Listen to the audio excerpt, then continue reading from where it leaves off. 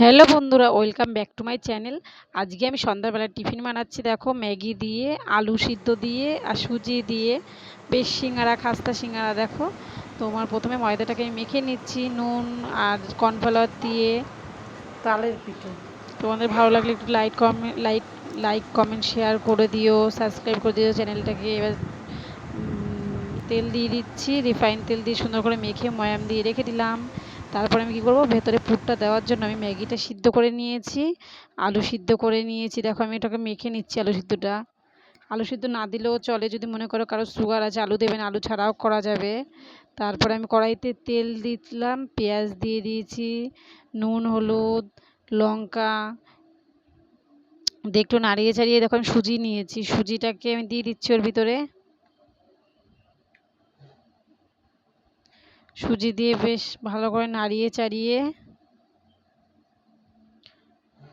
দিচ্ছি। তোমরা বাড়িতে করে খেয়ে দেখো, বাচ্চাদের খুব ভালোই লাগবে সন্ধ্যাবেলার টিফিনে।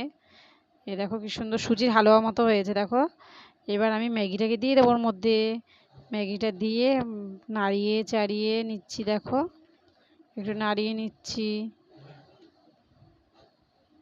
তারপরে আমি সিদ্ধ আলু দিয়ে দেবো।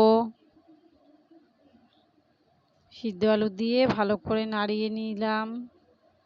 তোমরা চাইলে এর মধ্যে ডিমও দিতে পারো, ম্যাগি মশলা দিয়ে দিলাম, চাইলে এর মধ্যে ডিমও দিতে পারো। আমি ডিম দিইনি। তারপরে যে আটাটাকে ভালো করে মেখে নিয়েছি, ওটাকে গোল গোল করে নিচ্ছি, নিয়ে বেলে নিলাম সবগুলো। বেলে এবার পুরগুলোকে দিয়ে আমি দেখো সিঙ্গারার মতো শেপ দিচ্ছি। আমার মেয়েও আবার এসে বলছে, মা দাও আমি একটা বানাই। তো আমার মেয়েও বানালো, দুজনে মিলে হাতে হাতে করে ফেললাম। হয়ে গেল সবগুলো তৈরি। এবার কড়াইতে তেল দিয়ে নিলাম। কড়াইতে তেল যে গরম হয়ে গেল, এক এক করে সবগুলো ছেড়ে দেব। তারপরে সুন্দর করে ভেজে নেব। তোমরা কিন্তু প্লিজ ভালো হলে একটু লাইক কমেন্ট শেয়ার করে দিও। আমি যেহেতু তোমাদের সাথে নতুন এসেছি, তোমাদের সাথে কাজ করতে এসেছি, তো আমাকে একটু সাবস্ক্রাইব করে দিও চ্যানেলটা।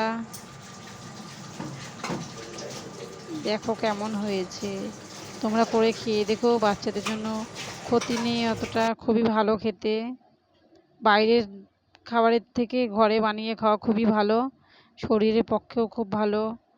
তো দেখো, আমার মেয়ে এবার নিয়ে ছবি তুললো, বলছে ওয়াও খুব সুন্দর। তারপর খেয়ে তো বলছে খুবই ভালো লাগছে। বাই।